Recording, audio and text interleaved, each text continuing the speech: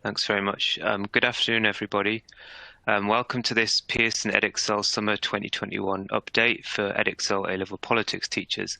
My name is Mark Batty. I'm the subject advisor for History and Politics at Edexcel. I'm going to be presenting this overview of the Summer 2021 process and looking at some questions to do with politics and how it's affected, etc. In the background, my colleague Mark Anstey is going to be answering your questions. So if you have specific questions about the slides that we're presenting as I go through, please do send questions to Mark, and he'll answer them. There's also a group chat function as well, as it's already been mentioned. That's for you to sort of communicate with each other and sort of talk to each other and ask questions as well. I'll try and have a look through some of those at the end if you do ask questions that way if there's time. But yeah, thank you. Okay, so moving on to the agenda for today, we're going to go through some of the key dates and deadlines that are important in this process. I'll then give you a general overview of the grading process this summer. We'll look at the support we've got on offer for teachers. And then the last section of the presentation is some FAQs to do with politics. Now, I know that you must have lots of questions. I've been sort of inundated with questions from teachers about the whole process, sort of questions about grade boundaries and evidence.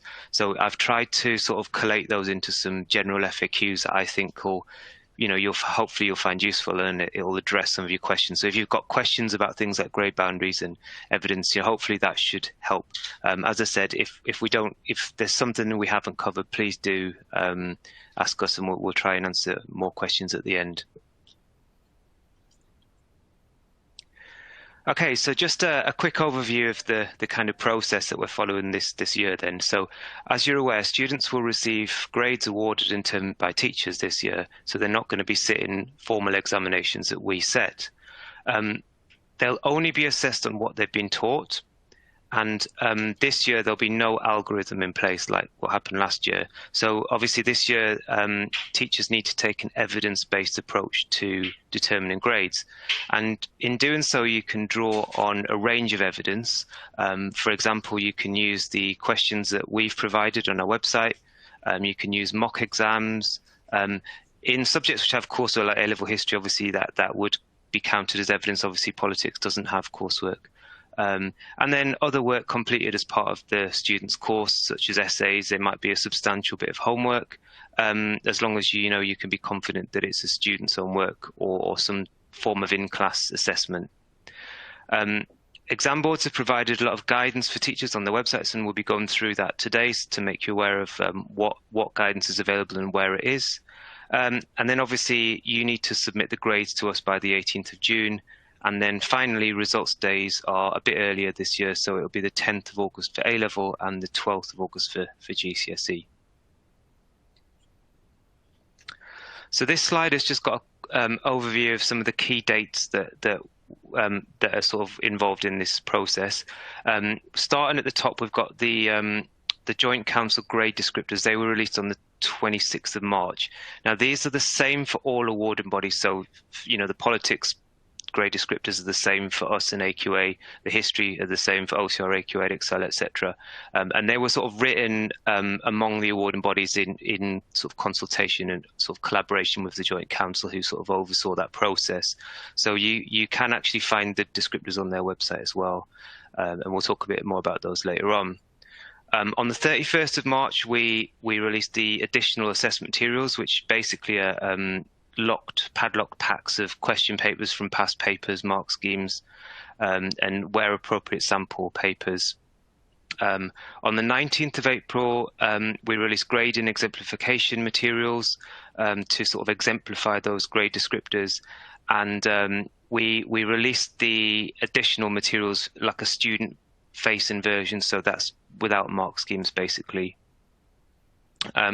We also released quite a lot of support on our Pearson Professional Development Academy as well to support you with the process, and I'll go through a bit of what's available on that as well later on.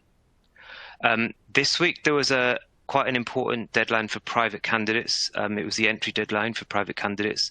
So if you've got any of those, sitting it with your centre, that was an important date, and there's a lot of support on our website to help with that process as well. And then at the end of this week, there's a very important deadline for senior leadership teams and centres. This is the deadline for the quality assurance policy submission. So each centre has to submit one of these, and we'll talk a bit about that in a bit later on. And then from the 26th of May to the 18th of June, that's when the window opens for you to submit your teacher assessed grades through the respective portals of each awarding body. So Edexcel Online for Edexcel qualifications. And then obviously those results days, which are a bit earlier this year. Now on the presentation at the bottom, you can see there's a link to a key dates thing on our website. You can't click on it in the version of the presentation that I'm showing on screen, but if you download the pack, you'll be able to use those hyperlinks. Okay, so now we're going to just look at some of the guidance and support that's coming out from the Joint Council or the JCQ. Now, a lot of the guidance for this process is coming through the Joint Council, and that's because really there needs to be a consistent approach across all of the awarding bodies, so they're sort of coordinating and guiding with all of that.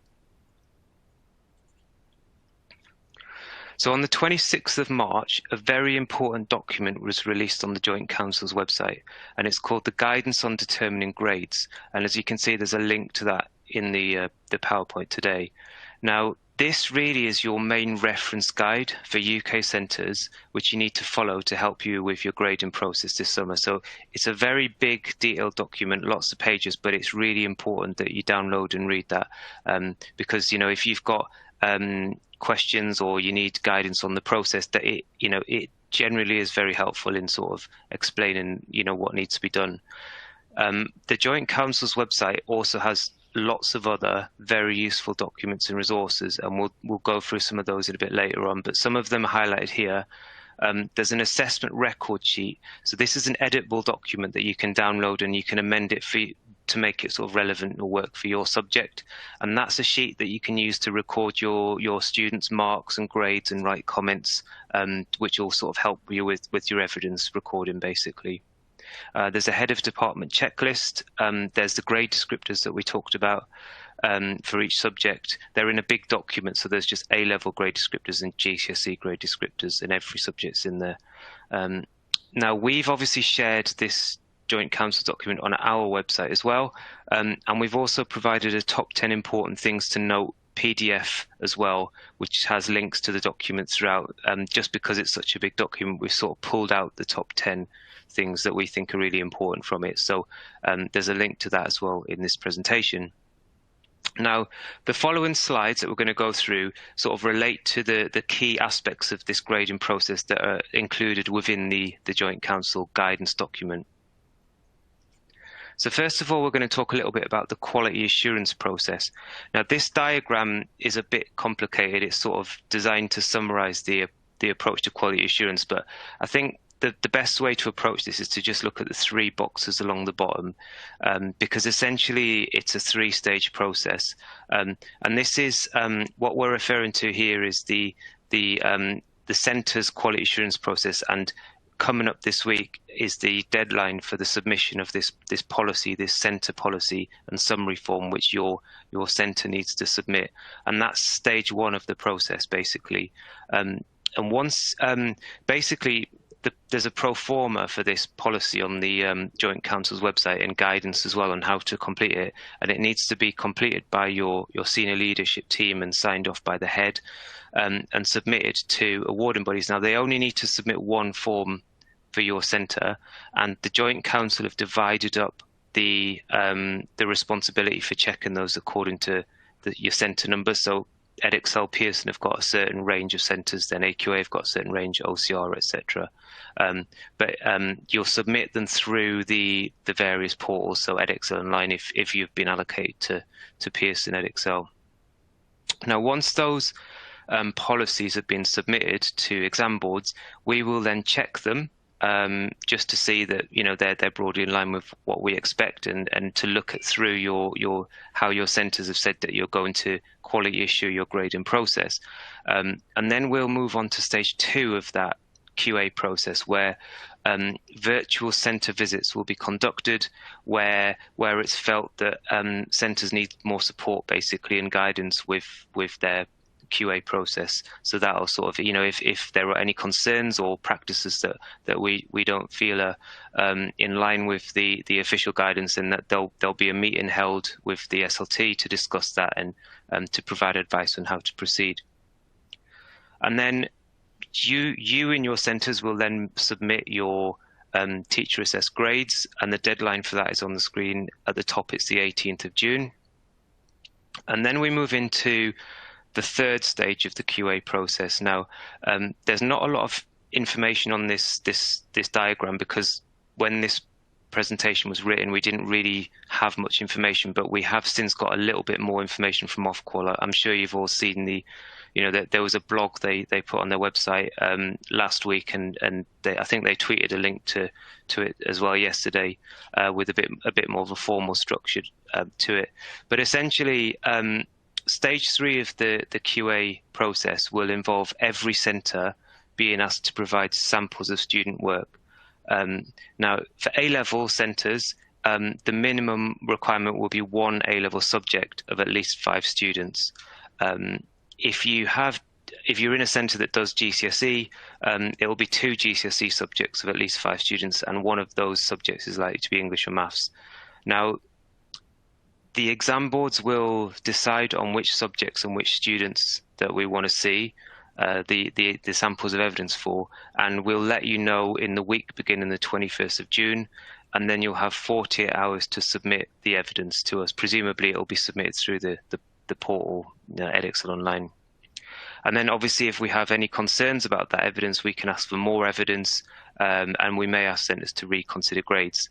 And presumably there'll be sort of further targeted and random sampling as well, which comes out of stage 2. So if there are some concerns about the policies in place, or also in stage 3, considering the outcomes of results compared to historical outcomes, if they're not broadly in line with what we would expect, then there may be some sort of sampling that done that way as well. So that's all we sort of know at the moment. But if you want to have more information, have a look at the Ofqual website on that, and we'll be putting together more guidance soon as well on it on our website. Okay, so just a little bit more about this centre policy then. So this is the policy that every centre needs to produce, and as I said, there's a pre-populated template on the Joint Council website. So it's not for you as a teacher to produce. Your SLT will produce it, but it's really important that you're aware of it and you understand the implications of what they've written in there. So only one policy needs to be produced per centre, as well as a summary form as well, and that gets submitted through Edexcel Online if you're one of the Edexcel allocated centres. The policy basically provides a summary of how you're going to approach the assessment and how you're going to quality assure that those grades, it talks about the specific type of assessments you're going to use for evidence, and effectively how much evidence, and that obviously that has to be submitted by the end of this month. Now, as I said, it's really important that you make sure your approach to grading is in line with that policy. So please do check it, because as we'll look a bit later on at the appeals process, which comes after results. But part of that appeals process will be us checking that you've actually followed your own centre policy. So it is really important that you're aware of it. Okay, so the Joint Council guidance document, it also has quite a lot of advice about grading as well, so it's worth reading the sections on that.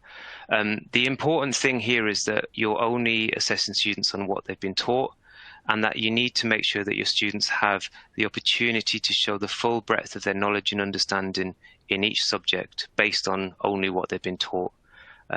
So it's important that the grades represent a holistic, objective judgment that's based on evidence of each student's performance in each subject. And that evidence needs to be consistent across a class or cohort wherever possible. So you can't just randomly pick evidence for each student that you think best suits them. There has to be a consistent approach. So, if you're using a mock from November, you need to use the mock for everyone.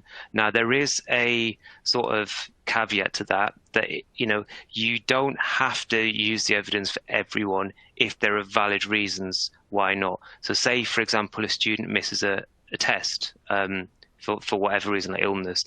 You don't have to scrap the test. You can just submit some different evidence for them. Or the student may have been off sick and missed a large chunk of content that relates to that evidence. So it's up to you to determine whether the rationale for that is valid. But you need to outline that on your assessment record if you are submitting different evidence for a particular student or students. So the evidence can be of different types. So it could be a substantial piece of homework, an in-class assessment. It could be a formal mock or an invigilated assessment, or a combination of all of that type, basically. And it can come from across the course of study. So it could come from year 12, it could come from year 13, it could be something they've already done, it could be something you're doing next week. Whatever you see is basically fit and appropriate, essentially. And we have a lot of subject-specific support now on our website, and we'll talk about some of that in a few slides, and also some more general support on the Pearson Professional Development Academy as well, and training as well, and we'll talk about that as well. Okay, so there is also guidance in the document on how to arrive at a grade. Obviously, we've tried to simplify that into a few points, but I appreciate it's actually, it's a far more complicated process than this, and it is a very challenging thing as well that we're asking you to do. But essentially, just to give you a kind of summary of that process, you need to consider what's been taught, obviously, because you can't assess them on something that's not been taught or has been they've been particularly badly affected because of the lockdown, let's just say. You need to collect the evidence, and you need to evaluate the quality of the evidence. So in terms of what we mean by that is things like the nature of the evidence, so how and when it was produced, the level of control, was it supervised, was it unsupervised, was it done during lockdown? So that's the sort of thing you need to be thinking about there. And then establish whether the proposed range of evidence is suitable for all students. So again, that's where you might wish to consider whether the student was affected in some way, and that it may be appropriate to substitute that for some alternative evidence if appropriate, and there's a valid rationale. And then you need to assign a grade. Now that grade needs to be a holistic judgment, which needs to be across the range of evidence, and you're essentially considering the quality of the work in relation to the published grade descriptors and the exemplification that's been provided on our website. So what we mean by holistic is it's kind of like standing back and looking at the entire evidence, rather than just kind of focusing in depth on the sort of individual parts. And that means that you can sort of, you can take them into account things like when it was produced or the weight of the evidence. You can take, and it's not like a mathematical approach. So you're not like going, oh, well, that's an A, B, B, and a C, so the average is you can adopt that type of approach, a sort of best fit approach, but it's a bit more kind of it's a bit broader than that, because you are considering other factors like we've talked about, when it was produced, the weight, etc., etc. And then obviously then the window that you would submit those grades is between the 26th of May and the 18th of June.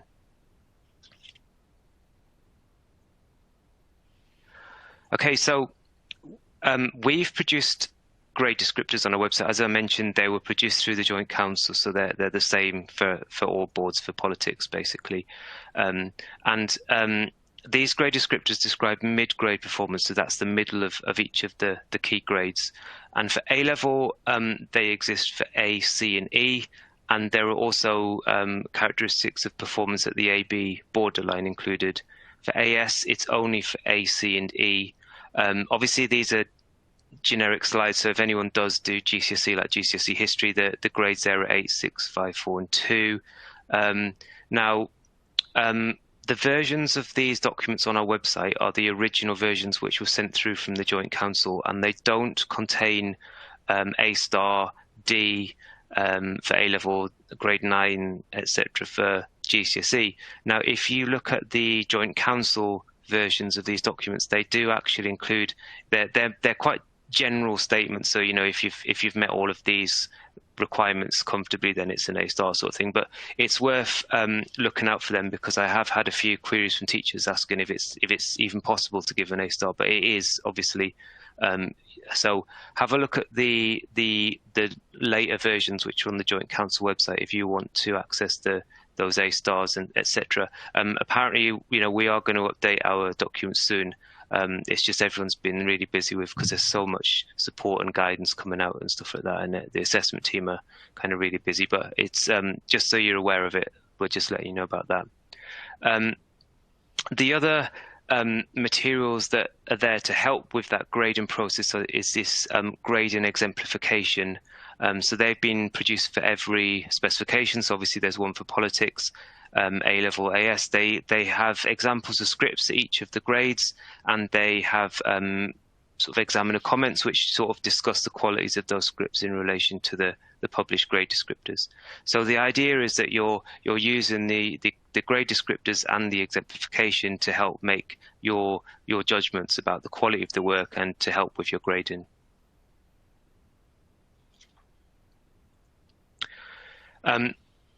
A quick word on the use of data. Now, obviously, this is taken from the guidance document. It's quite wordy, but essentially it's saying two things.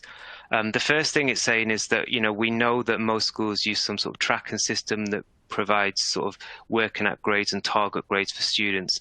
And really the advice here is that you shouldn't be using these to base, like as the main basis for your teacher assessed grades, because the grades need to be based on actual work that students done, actual evidence. So most tracking systems, they give you a trajectory of a future target grade, and you're not supposed to give a student a grade based on their predicted like trajectory. Essentially, it's based on the evidence that you've got that they're working at now, basically.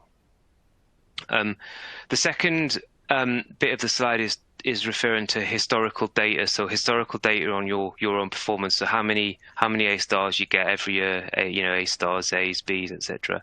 So I'm just going to read this sentence out the middle bit. It says, used appropriately, data on historical student and centre performance can help support the internal quality assurance for assigning grades.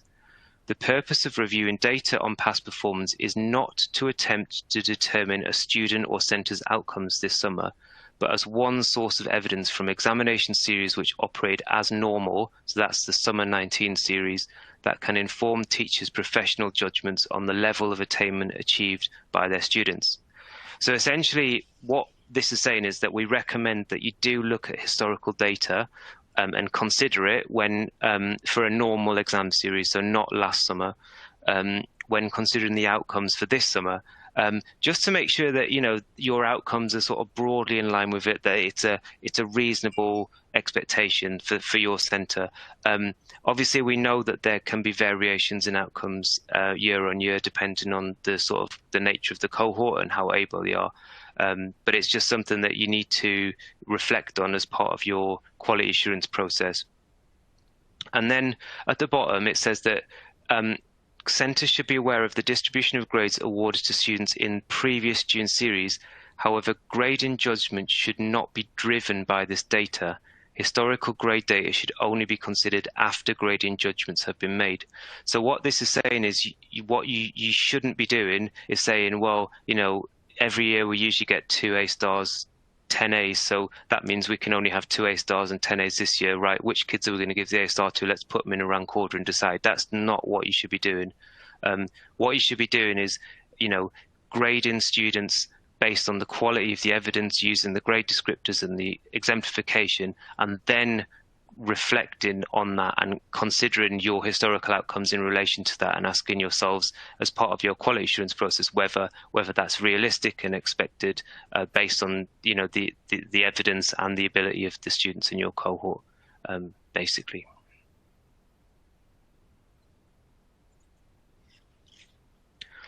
Right, so we're just going to move on to the additional assessment materials now. These are these packs of materials that are padlocked on our website that were made available earlier. So on the 31st of March, we released these questions on our website, and the packs basically contain past paper questions and mark schemes, and they're also mapping grids which explain what parts of the spec are assessed, basically. And then we also released grading exemplification documents on the 12th of April, as we mentioned, which have the the student work for each grade. Now, don't forget that, as well as this material that's just been produced, there is already a lot of support on the website in terms of exemplars. So there are exemplars in the exams reports, there's exemplar responses in the training materials on the qualification page, in the exemplar materials section of the page. So there is already a lot of sort of marked exemplars and basically to exemplify the question papers which are produced in those packs, basically. Now, I know that there were quite a few sort of questions and some complaints as well when these materials were originally released, because obviously they're called additional assessment materials, so people were questioning where is the additional material, and essentially this is just to tell you that we've basically, for politics, we followed exactly the same process as all the other exam boards, and for every other subject, GCSE, A-level, the decision was sort of made by Ofqual and the Joint Council and all of the exam boards that they would only contain past paper questions in there. Now, the official sort of requirement was that they would contain 3 series worth of exam material. Obviously, there haven't been 3 series of A-level politics questions, but we have got as additional sort of sample papers which we can use to help with that. So that's basically the justification for that. They don't cover coursework, but that's not relevant for politics anyway.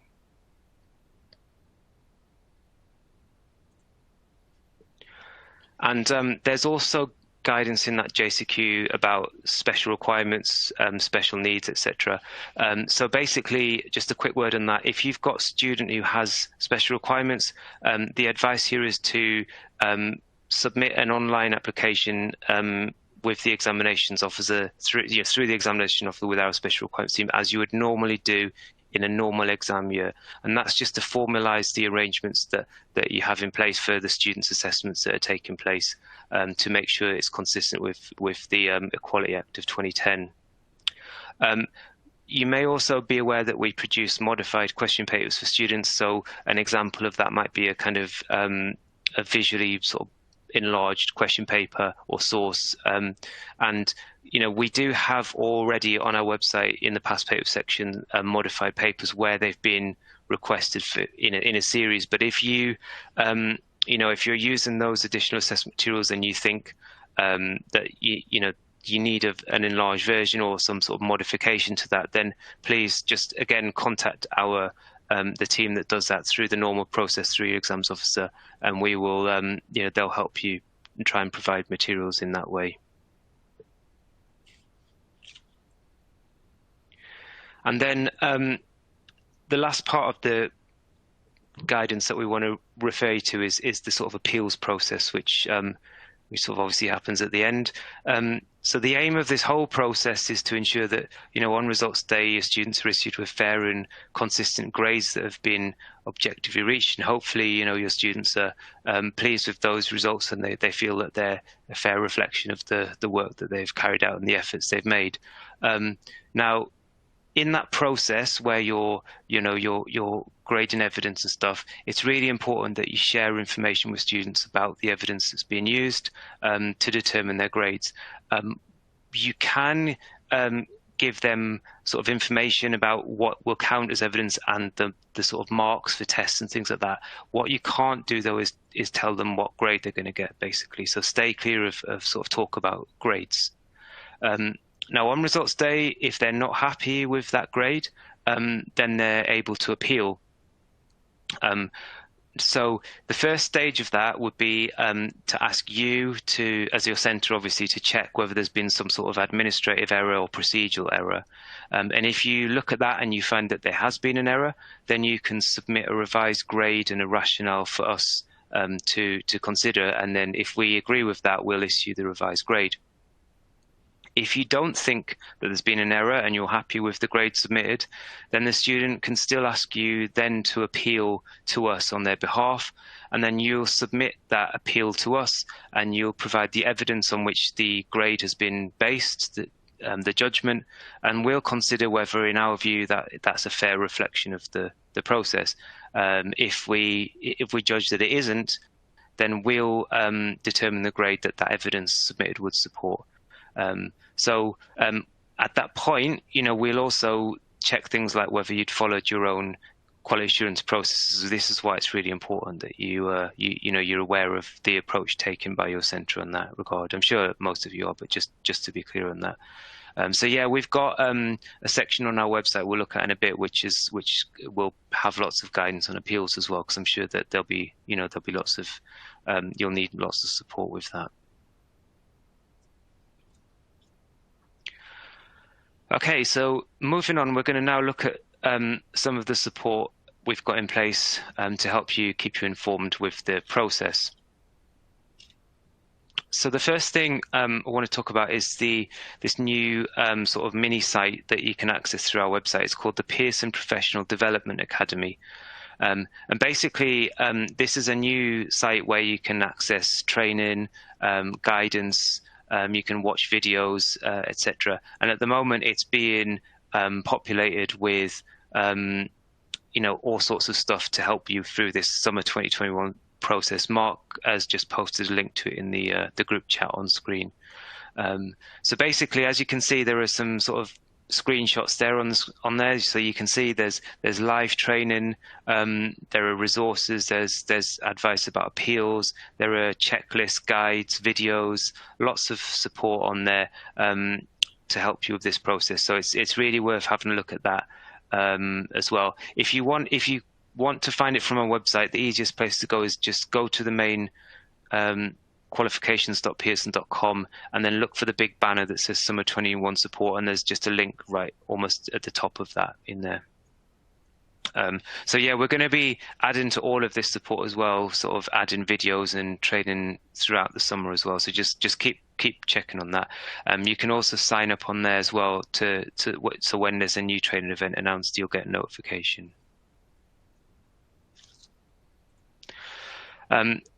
There's a link to the main page of our website, the Summer 21 support page. So this is where we're updating the website whenever new information becomes available, so guidance, etc.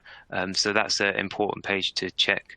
And then obviously Ofqual's website is really important. There's a link to that. One website that we haven't got a link to here, which is really important, is the Joint Council's website, the JCQ website.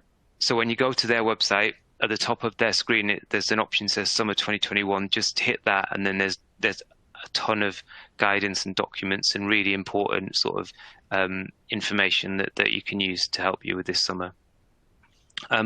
We're also sending out qualification bulletins. So they're sent out probably, I'd say, on average every couple of weeks, and they have the latest news and information about the whole process. So I believe there's one going out today or tomorrow, very soon. And through that 21 support page, you can also read all of the old bulletins as well. So, if you feel like you need to catch up on some of the notifications or news, or you want to keep in touch with what's going on, just sign up for those. They're really useful. Obviously, this is a kind of a generic presentation, so some of these slides aren't necessarily relevant for politics, but this is just a reminder that we've got this mock marking service, like a paid-for service, where you can get scripts marked, and that basically students will sit a past paper and then we'll mark it. It's not. I don't think it's available for politics currently. It was only a very new service, so it's sort of being trialled in history, maths, English, science. But I think the sort of long-term idea is to roll it out to other subjects. But anyway, if you have history students and you're interested in that, there's information there. The window is closed for sort of year 11 and 13 students, but it's still possible to enter students from year 10 and year 12. And there's some information on the screen there. Okay, so obviously, we recognise this is a very stressful time for students and parents and carers. There's a lot of uncertainty. Students are very stressed. They've got a lot of work on. My son is doing his GCSEs right now, and I'm going through all of this myself. And it's I recognise what it's a very demanding and challenging time for teachers, for students, for parents. So if you feel like you want to support your students a bit more, we've got quite a lot of information and guidance on our website. So there are videos and like a timeline for students, and then there's an infographic. We've got a parents and carers newsletter that gets sent out, and there's also a feedback form. So if students or parents need to get in touch and ask questions or get help, they can do that through that site as well. And there's links on the screen there.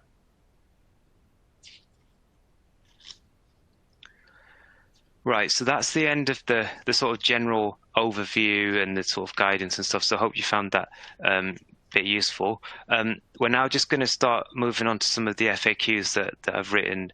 And as I said, these are FAQs that basically I've based them on the majority of questions that I'm getting from teachers at the moment, which tend to follow similar sort of pattern. So the first questions are all about the evidence, and the first question, as you can see, is how many pieces of evidence do we have to submit? So is there a minimum? Now the answer here is that there's no official requirement for how many pieces of evidence that you need to submit, because it really depends on the type of evidence you've used. So for example, was it a full past paper done under sort of invigilated conditions, or was it just an essay you've done for homework? And that's something that you need to reflect on.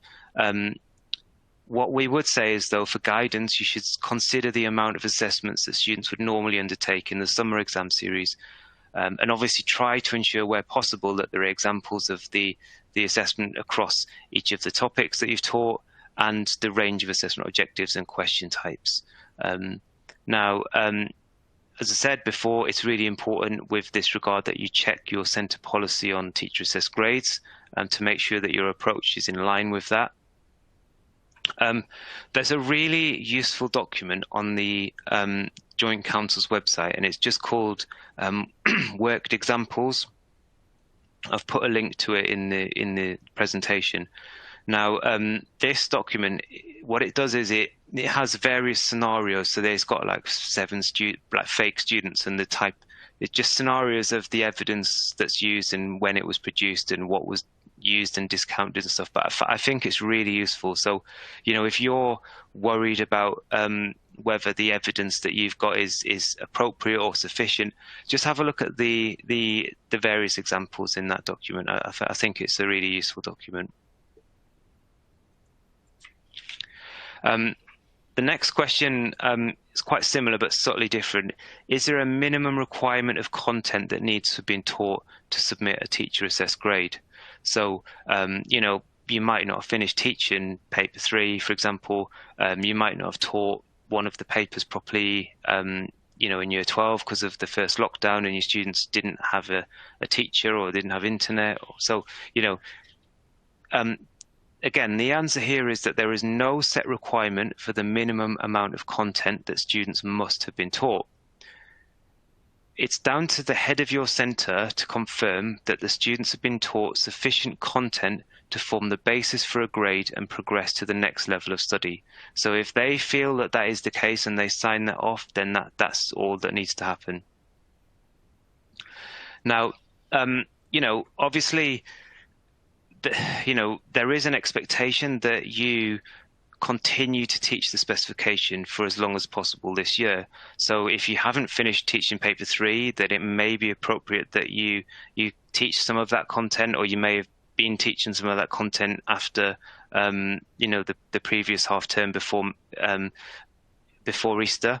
But that's really down to you and what your circumstances are, because it may be that that is not appropriate for you because you may have not taught another paper properly. So you may have decided that it's more appropriate to revisit the teaching of that content.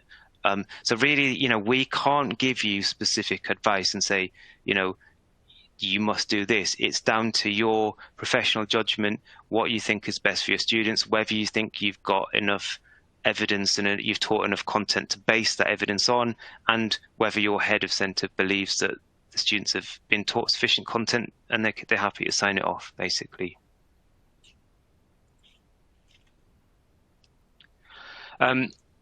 Do we need to provide evidence from all of the topics taught? That's another common question I'm getting. So ideally, yes, we'd like to see evidence from the whole range of the topics you've taught and the different question types. And as I said, there is that expectation that, you are sort of continuing to teach and assess students where possible. But, if you've got time to continue teaching the course and there is appropriate to assess students, then that's fine. But it may not be appropriate for you and your students. Your student, I don't know what it's like in your centre, but as I said, I'm sure there are lots of schools where they're running a lot of assessments at the moment, particularly in GCSE, where they've got so many subjects. So it's really down to what's appropriate. Obviously, again, it very much depends on the circumstances of your centre, how much evidence you've already got, and whether you feel that they've already covered enough content, and whether your head's satisfied with that and they're willing to sign off to say that that's the case. The official guidance from Ofqual and the Joint Council does state that it's not necessary for every aspect of the specification to be assessed to arrive at a grade. And obviously, there are some types of questions which sort of occur across papers.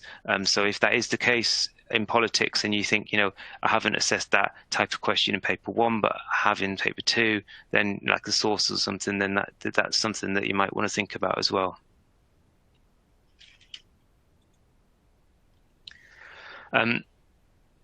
Another question I'm getting quite a lot is whether students need to complete all of the different question types on a paper. So can we remove certain questions or swap them for others? And by that I mean, different types of questions. Obviously, if they haven't been taught a particular part of the content, it's absolutely fine to substitute that for another question that doesn't assess that content, if that makes sense. But if we're just thinking about the different types of questions, yes, again, ideally, you would submit evidence where displaying, students' ability to address all of the different question types that we've got in the spec. But that's ideally, and you might not be able to because of the circumstances in your centre and how much you were affected by COVID and lockdown. So it's important to understand that the evidence for the teacher assessed grades, it doesn't have to be based on a complete question paper. So ideally it would be that, ideally you'd have a nice mock assessment based on the whole question paper, and you may well have one of those, but it doesn't have to be. It may not be appropriate for your students in your circumstances or for that paper. Just as an example, it may be appropriate to set students a shortened version of a paper so that it can be attempted in class. It may be that your teaching was affected on a particular paper or topic, and you've revisited that topic now, and you just think, well, it's not appropriate to set them a whole paper. I'm just going to give them this. So that's your judgment, basically. And just to remind you that obviously, again, thinking possibly if there are questions that can be found in different papers, that could be used to demonstrate evidence of that question type on a different paper. And just think about just using your professional judgment. reflecting upon the range of content assessment that students would normally be expected to sit, basically.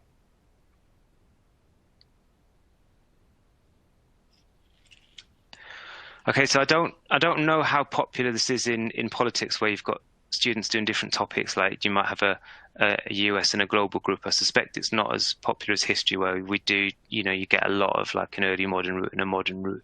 But if that is the case, this might be relevant. But mainly, I'm sure there are cases where you've got two teachers with different classes.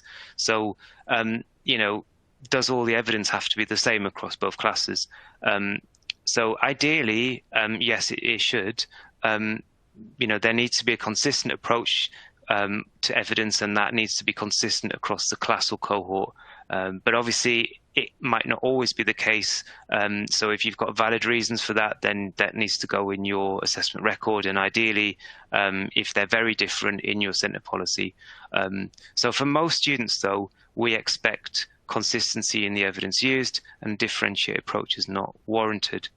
Now, where you do have multiple classes with different teachers, it's really important that you carry out internal standardization and marking and standards to make sure everyone's on the same page in terms of grading and marking. And obviously, we have got a lot of marking guidance available, sort of exemplification and feedback. We'll have a look at what's available a bit later on. Obviously, if you are teaching different topics altogether, like you do have a global and a US option, then clearly you can't have identical evidence. So that's just impossible. But obviously, some form of consistency in that evidence would be desirable. So, if you're using a mock from November, then ideally a mock from November for the other group using this like a past paper would it just ensures that there's some consistency in the judgments, because ultimately, you need to consider them as a whole cohort when you're reflecting on historical outcomes and things like that. Okay, so this is actually a really important question. I've come across, I've seen some things on social media where people are saying, no, we don't have we've lost the workbook, we can't use it, or sending kids home to find the mock that they wrote last year that they gave back. So just basically, if your students did some work or a mock, and you've got their marks, but you no longer have the work, then you can still use that mark as evidence. You don't have to discount it. So basically, as long as you've got the actual test it was based on and the marks, then that can be used as evidence, and just write on the record sheet the rationale for why the actual work isn't there. I mean, that may be just for certain students or a cohort.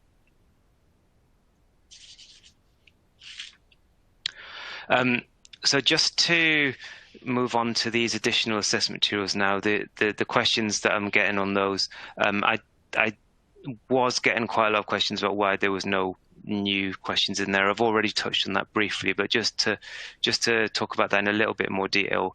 Obviously, the sort of approach was set out by Ofqual, and politics sort of fell in line with that, and it's the same for all subjects awarding bodies.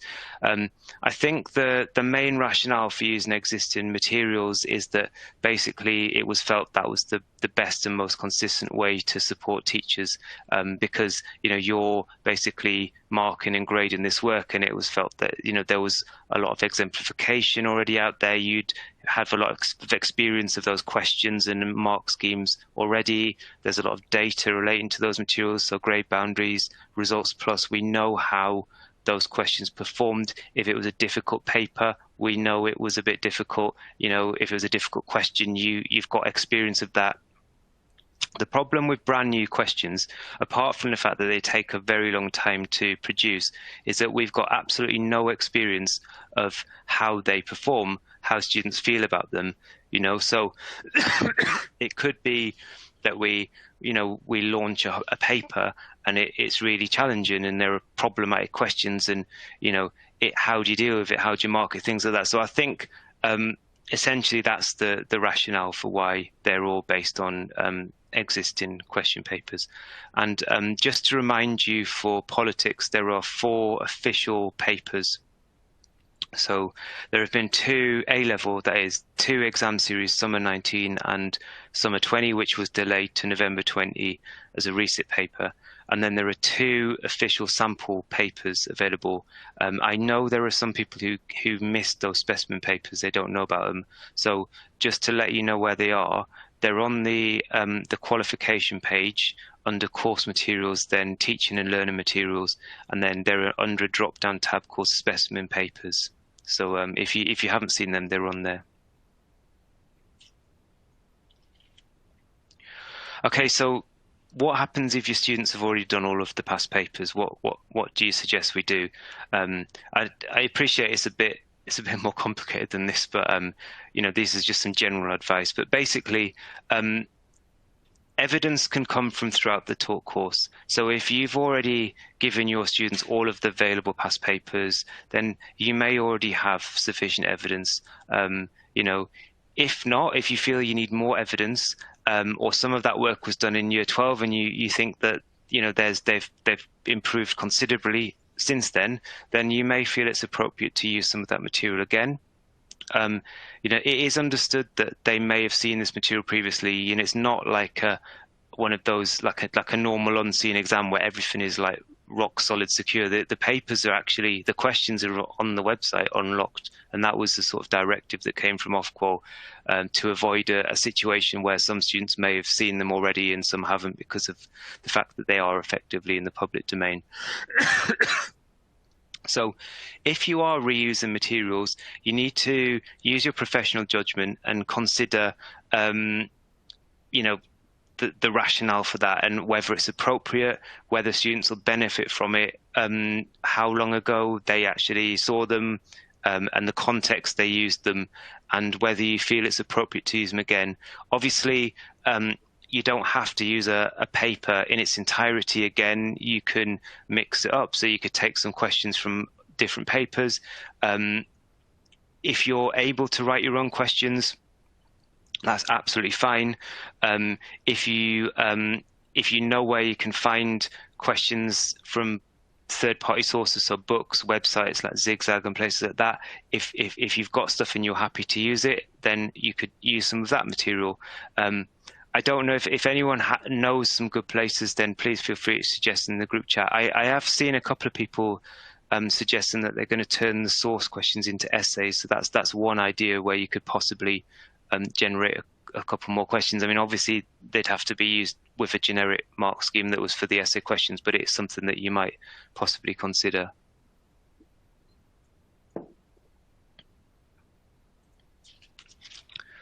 Okay, so we're going to move on to grading because I'm getting quite a few questions about grading as well.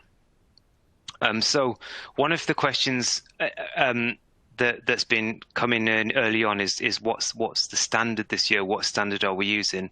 Because obviously there's a bit of confusion surrounding what happened last year with the grading process and stuff like that, and how that affects standards. So the official guidance from Ofqual and the Joint Council is that you should make it no easier or harder for a student to achieve a particular grade this year compared to previous years. And this was the same advice that was given to schools and colleges in summer 2020. So the expected performance standard for a grade has not changed. As part of your internal quality assurance, you should consider the grades for this year's cohort compared to cohorts from recent years when exams have taken place. So that's not last summer, it's summer 2019 for A-level politics, where you can be confident that a consistent national standard was applied. And it should be noted that the November 2020 series was not a typical cohort in this regard. So the November 20 resit series was a very small entry. It was not a typical entry in terms of the sort of spectrum of abilities, and it was awarded in line with the summer 20 series. So it wasn't essentially awarded to the standard that we're looking at for this process. So that's the sort of advice here in terms of the standard. So the next logical question from that is, what grade boundaries should we use then? Can we use the November 2020 grade boundaries? So the advice here, and if you look at the guidance in the JCQ website, it sort of steers you away from using grade boundaries as the sole means of determining grades this summer. And the advice is that you should take a holistic approach to grading using the published grade descriptors and the exemplification that we've produced. And so you're basing your judgment on grading based on the quality of the student's evidence holistically in relation to that. So if you look at the worked examples document that I referred to earlier on the Joint Council's website, it's quite good actually, because it refers to several examples where they don't grade individual bits of evidence in all cases. So you don't have to apply a grade to every single bit of evidence. The mark itself can be considered alongside the other bits of evidence. Where you've used a complete past paper and it has published notional grade boundaries, then you can use those boundaries, obviously. But the advice here is you're using them to give confidence in the grades that have been assigned. So don't feel like straitjacket by those grade boundaries, and don't over rely on them. And, obviously be quite cautious about applying grade boundaries if you're making up your own papers, because the way grade boundaries are set is really complicated, and they really only relate directly to the particular paper they're assigned to, because they change depending on how that paper's performed.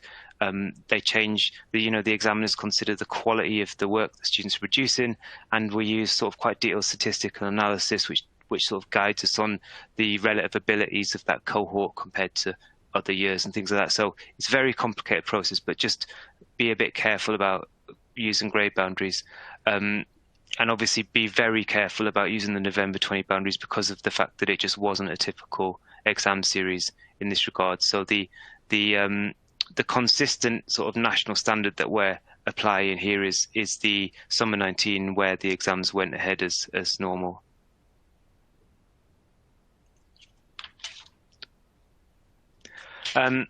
Okay, so how do I account for a student who's improved their grades from year 12 to year 13? Can you still use that evidence in year 12, or should I just ditch it because it doesn't look very good? Can you use mocks from year 12 but award a higher grade? So the answer here is that, if a student's evidence is showing improvement over the course, so for example, they were working at let's say a grade B in year 12, but in year 13 they've improved and they're working at a grade A, then you award them a grade A. And that's just part of your holistic judgment when you're looking at the evidence. So you don't have to sort of decide you can't use that evidence because it's only a B. That's part of your judgment on their current working at grade. And in that examples document on the Joint Council website, there's an example in there as well. So that's something you can use to refer to for guidance on that. Obviously, don't forget that when you're making these decisions on grading, you should be recording the sort of rationale for that on the assessment records, and the template for that is on the JCQ website, and you're free to edit it and amend it to make it suit your subject and your needs. So how do you reach a holistic judgment then using grade descriptors? Again, I appreciate this is really a complicated process, and I've tried to sort of simplify it today. So essentially, you're assigning a grade for every student by considering the quality of the work in relation to the published grade descriptors and the exemplification. If the evidence is based on a past paper and there are notional grade boundaries for that paper, then obviously you can use those to give confidence in the grade that's been assigned. Now, if you find that the evidence is covering more than one of those grade descriptors, then you could use a best fit approach in order to help make a holistic judgment on the grade. So there's an example on the screen here. So let's say a student is, in all the evidence you've got, they're displaying many characteristics of grade B, some characteristics of grade A, and a single characteristic of grade C, then obviously a grade A or B would be appropriate. And then you might want to look at the number of grade B characteristics compared to grade A and decide that since there are more characteristics of grade B and there is that single characteristic of grade C in there, that a grade B is likely to be the most appropriate. But obviously remembering also that because this grade has to be based on a holistic judgment, you also need to consider things like when the evidence was produced, the nature of the evidence. So, is one of that bit of evidence a full past paper that was sat in controlled conditions compared to a bit of homework? And you need to make those decisions in your centre about what sort of the relative weight you're going to give to the different types of evidence, and what's appropriate, basically.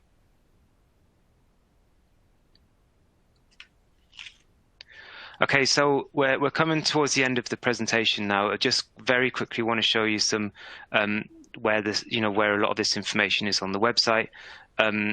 So as I said earlier, the subject-specific support, so the exemplification, grade, descriptors, etc., is on the A-level politics qualification page. So you go to qualifications, A-level politics, then course materials, and then, as you can see, we've highlighted on the screen a little tab saying teaching and learning materials, and it's all in those drop-down boxes. So you can't see on the screen, but below that there's a Summer 21 assessment materials for centres, Summer 21 assessment materials for students. So that's where you find a lot of the support. We also have some on-demand training, and what's available is the feedback from the Summer 2019 paper, which is important because that's the sort of the standard that we're focusing on here. And basically, they're very detailed and they're useful. So if you think you need sort of standardization, marking, sort of guidance, etc., have a look at those. There's one for each of the papers for Summer 19. So you go to support training, and then on-demand training, and there's a link on the screen as well for that. So just quickly to summarize the types of subject-specific material that's available on those qualification pages. You've got exemplar student responses, marking guidance. There's various responses from 2019 with comments.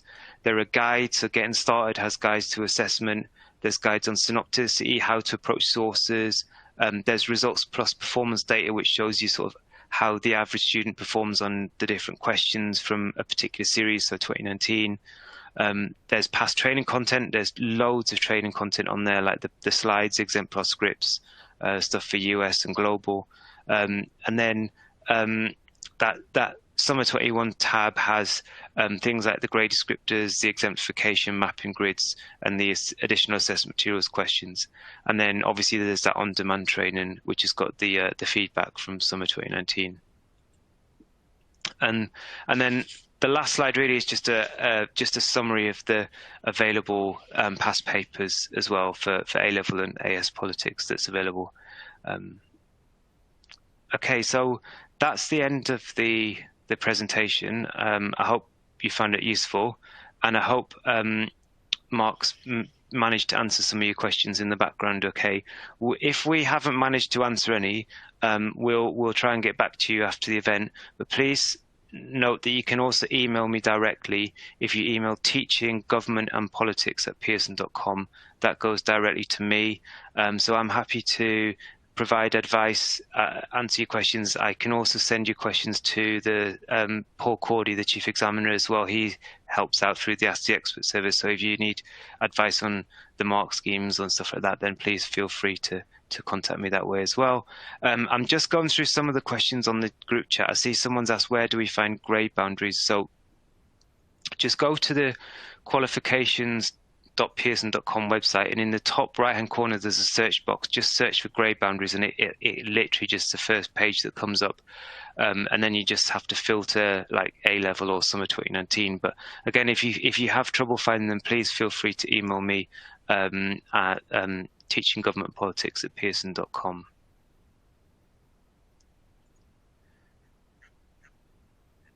Okay, I think that's I can't see any more sort of relevant questions in the group chat, but as I said, you know,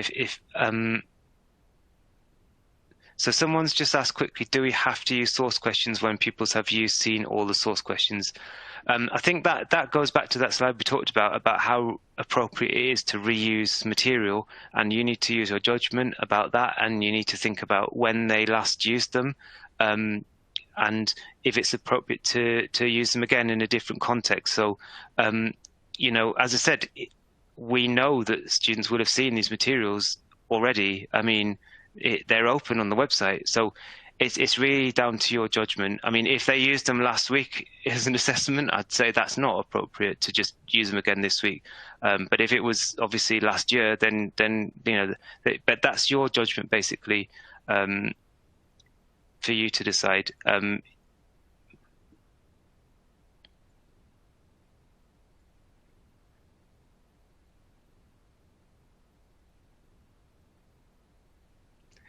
Okay, I think because we've gone over by 5 minutes now, I think we'll close the session. But just wanted to say thank you very much for attending today. I hope you found it useful. And if you do have further questions, please do email me. I think we're going to be able to put a recording of this on the website very shortly as well, so you can rewatch it if there's anything you want to clarify. And obviously you'll be sent a copy yourself anyway. So yeah, thank you very much for attending today.